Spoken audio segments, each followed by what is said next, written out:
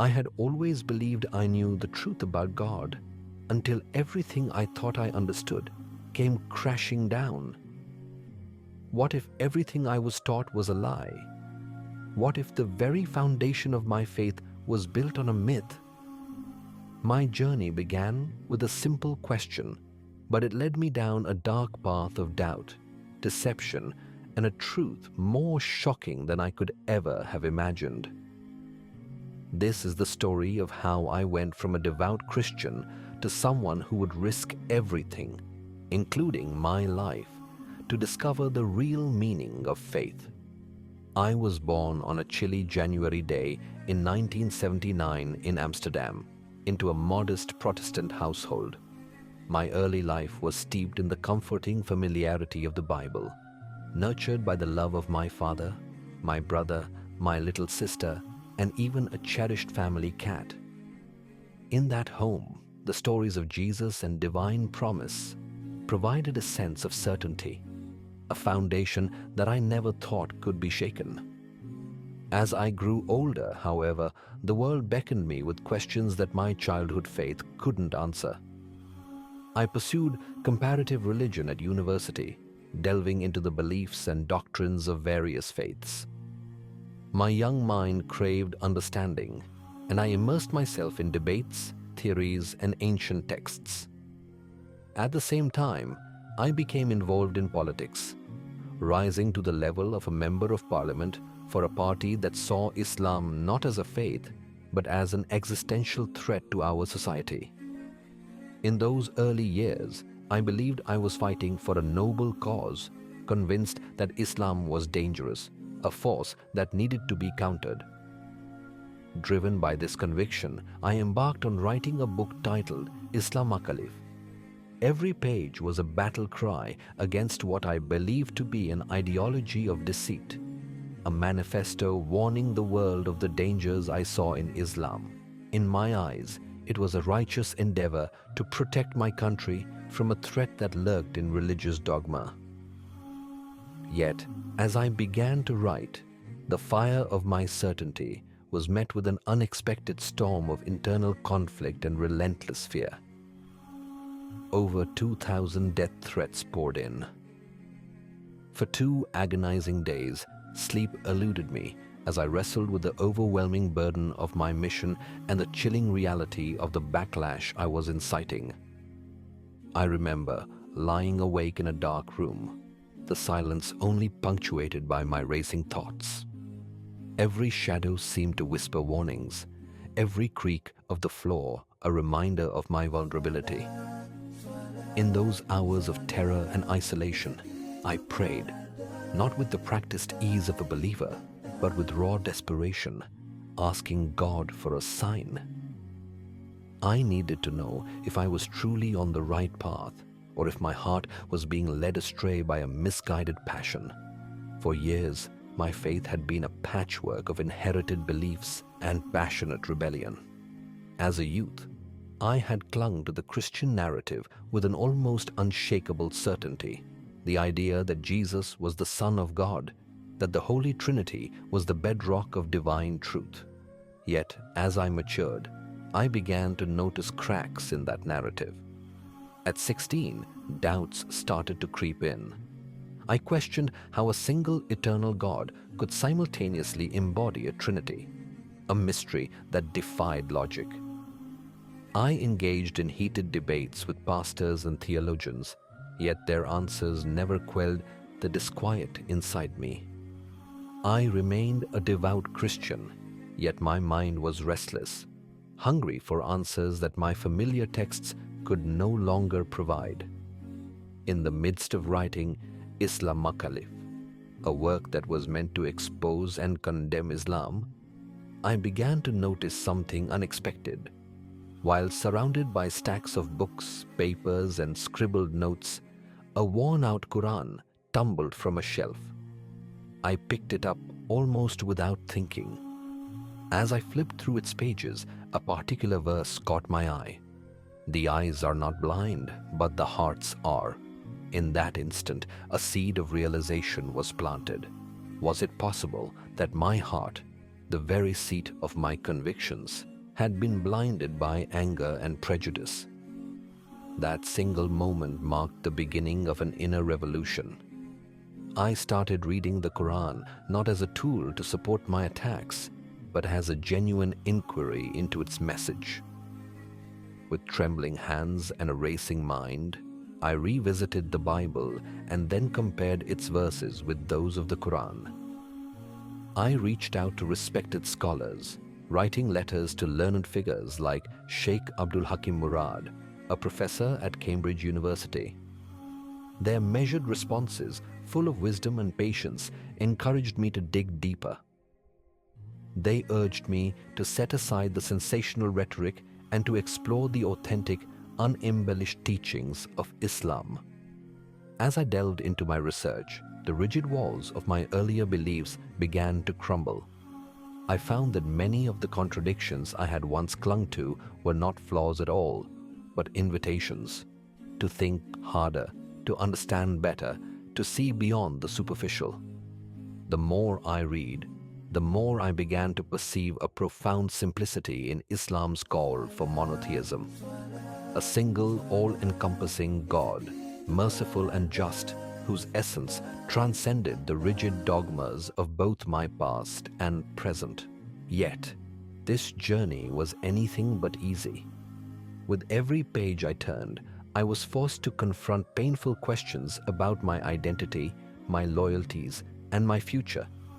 I was caught in a conflict that pitted my long-held beliefs against emerging truths. I felt as though I was betraying the very foundations of my upbringing.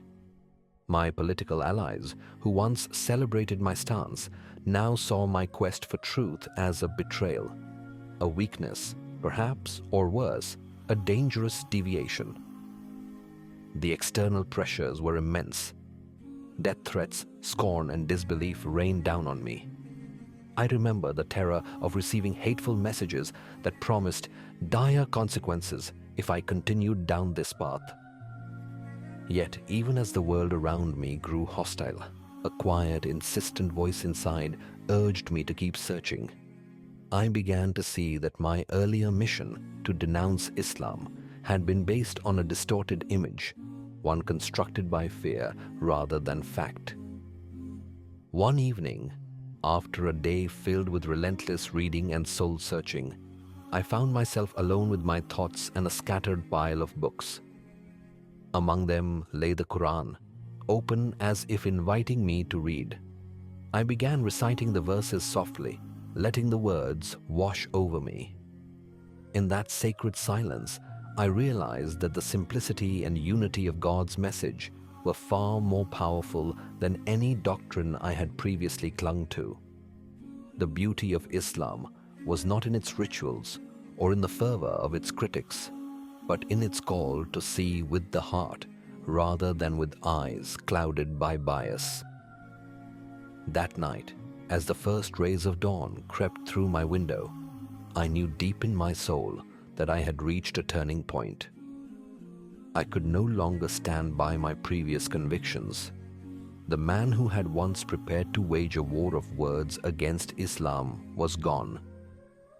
In his place emerged a man who had seen the truth, not through the lens of hatred and suspicion, but with the clarity of a heart finally unburdened by prejudice. I had embraced Islam. My conversion was not marked by a dramatic flash of light or a miraculous vision. It was a slow, painful, yet ultimately liberating transformation. I began to practice the daily prayers 5 times a day, each one a step toward reconnecting with the divine. I remember the first time I knelt in prayer, my hands trembling as I folded them in submission. In that humble act, I felt a peace so deep that tears welled up in my eyes. I was no longer the man defined by anger and fear. I was a seeker, a believer. The road that followed was challenging. Informing my family, friends, and former colleagues of my conversion was one of the hardest tests of my new resolve. I recalled the day I told my beloved grandfather, a man who had witnessed nearly a century of life, about my decision. His eyes, filled with sorrow and understanding, closed for a moment before he softly remarked, "At least you have not abandoned the truth." His words, though few, fortified my spirit. Even as some ridiculed me and others turned their backs in disbelief, I found solace in the quiet strength of my newfound faith. The journey of embracing Islam also brought with it a profound sense of discipline and purpose. Every day, the structured rhythm of prayer and the recitation of the Quran brought clarity and focus to my life. I learned to navigate the challenges of adhering to a lifestyle that demanded constant mindfulness. From the specific ways we eat and sleep to the very thoughts we entertain. Yes, there were moments of struggle, moments when the old habits of doubt and defiance tugged at my conscience. Yet, with each passing day, I grew more confident that I had found a path that was true to my heart. Raising my children within this faith has been both a joy and a challenge. I strive to instill in them the values of compassion, inquiry, and steadfast belief. In our home, the teachings of Islam are not imposed as dogma, but shared as a living tradition, a guide to living a life filled with integrity, love, and purpose. My wife, too, has been a steadfast partner in this journey, supporting and challenging me to be the best version of myself every single day. I share my story with you not as a preacher or a perfect exemplar, but as a fellow traveler who has known the depths of despair and the heights of spiritual ecstasy. My transformation from a man who once declared, "Islam is a lie, Islam is dangerous," to someone who now finds solace and truth in the very message he once condemned, is a testament to the unpredictable, wondrous journey of faith. If there is one lesson I have learned through this tumultuous voyage, it is this. The search for truth is not a linear path. It is filled with detours, painful reckonings, and moments of breathtaking clarity. True understanding does not come from the blind acceptance of inherited dogma or the simplistic narratives of our time. It comes from a relentless, courageous inquiry into the nature of our existence. So, I urge you, do not be afraid to question, to challenge, and to seek beyond the surface of what you have been told. Read the sacred texts, not just for what they say, but for what they might mean to you if you open your heart. Engage with scholars, listen to the experiences of others, and allow yourself the space to change. In a world that often seeks to divide us through rigid ideologies, let us instead embrace the quest for a truth that unites rather than separates. In the end, the journey of faith is one of profound personal discovery. It is a journey where every step, no matter how painful or uncertain, brings you closer to the light of understanding. I stand before you today as a man who has felt the crushing weight of doubt, the fury of opposition, and the tender, transformative power of genuine belief. My message is simple. Dare to seek the truth, even if it means overturning everything you thought you knew. For in that courageous quest lies the promise of inner peace, unwavering strength, and the profound realization that the divine is not an abstract concept, but a living presence that fills our hearts with hope.